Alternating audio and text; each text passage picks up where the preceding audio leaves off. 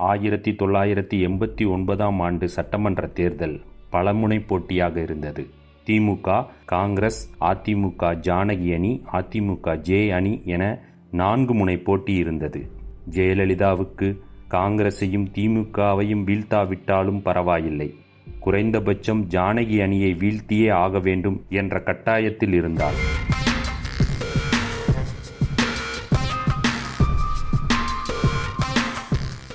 அதிமுக இரண்டாக உடைந்து தேர்தலை சந்தித்தது.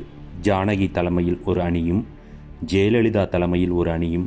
தேர்தல் சின்னமாக ஜானகி அணிக்கு இரட்டை புறாவும் ஜே அணிக்கு சேவல் சின்னமும் ஒதுக்கப்பட்டிருந்தன. ஜானகி அணியில் பெரும் தலைவர்கள் இருந்தார்கள், ஜே அணியில் அப்படி யாரும் இல்லை. இந்த தேர்தல் ஜெயலலிதாவிற்கு வாழ்வா சாவா தேர்தல். இதை நன்கு உணர்ந்த ஜெயலலிதா தமிழகம் முழுவதும் சூறாவளி சுற்றுப்பயணம் செய்தார். சென்ற இடமெல்லாம் திரண்ட மக்கள் கூட்டம் அவருக்கு உற்சாகத்தை தந்தது. எம்ஜிஆரின் ரசிகனும் தொண்டனும் தன் பக்கம்தான் இருக்கிறார் என்பதை உணர்ந்தார். 1988ஆம் ஆண்டு நடிகர் திலகம் சிவாஜி கணேசன் துவங்கிய தமிழக முன்னேற்ற முன்னணி என்ற கட்சியும் ஜானகி அணியைத்தான் ஆதரித்தது. ஆம், நீ தங்கச் சிலையைப் போல் இருக்கிறாய், எதிர்காலத்தில் நிச்சயம் பெரிய நடிகையாய் வருவாய் என்று ஜெயலலிதாவின் 12 வயதில் அவரின் நாட்டிய அரங்கேற்றத்தில் தலைமை தாங்கி பேசிய நடிகர் சிவாஜி கணேசன் கூறியது. இப்போது தேர்தல் களத்தில் அவர் எதிர் அணியில் இருக்கிறார். அது மட்டுமல்லாமல் ஜெயலலிதாவை வீழ்த்த அவருக்கு எதிராகவே போடி நாயக்கனூர் தொகுதியில் நிறுத்தப்பட்டார் ஜெயலலிதாவுடன் சேர்ந்து தமிழில் அறிமுகமான நடிகை வெண்ணிராடை நிர்மலா.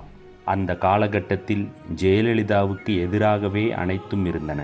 இத்தனை தடங்கல்களையும் தாண்டி ஜெயலலிதா வெற்றி பெற்றார். போடி நாயக்கனூர் தொகுதியில் முதல் முறையாக சட்டப்பேரவைக்கு தேர்ந்தெடுக்கப்பட்டார் ஜெயலலிதா.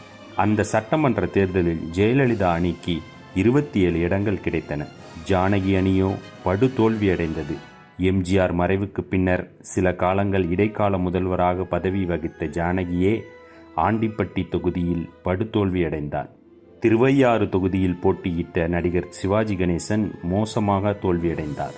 திமுக மகத்தான வெற்றியை பெற்றது. ஏறத்தாழ 12 ஆண்டுகளுக்கு பின் திமுக ஆட்சியை பிடித்தது.